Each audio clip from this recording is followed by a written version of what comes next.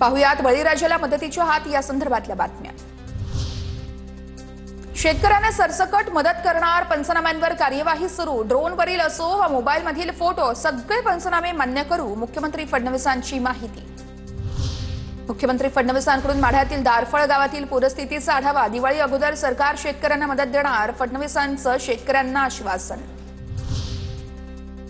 भाजपचे सर्व खासदार आमदार एका महिन्याचा पगार पूरग्रस्तांसाठी देणार, भाजप प्रदेश अध्यक्ष रवींद्र चव्हाण यांची ट्विट करत माहिती।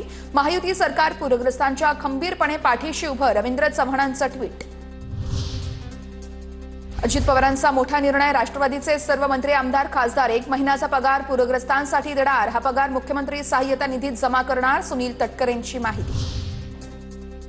शिंदेंच्या शिवसेनेचे मंत्री आमदार 1 महिन्याचं वेतन नुकसानग्रस्तांसाठी देणार, उपमुख्यमंत्री एकनाथ शिंदेंची घोषणा। मंत्री आणि आमदारांचं वेतन मुख्यमंत्री सहाय्यता निधीत जमा करणार।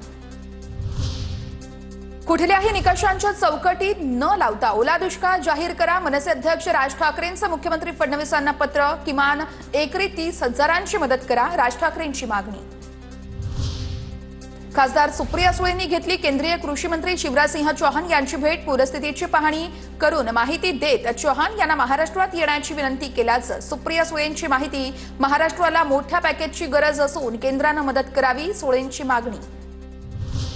शेतकऱ्यांच्या हातावर 7,000 रुपये टेकवून सरकार चेष्टा करतंय, आमदार रोहित पवारांची सरकारवर टीका। सरकारला याचा जाब विचारणार, सोडणार नाही, रोहित पवारांची प्रतिक्रिया।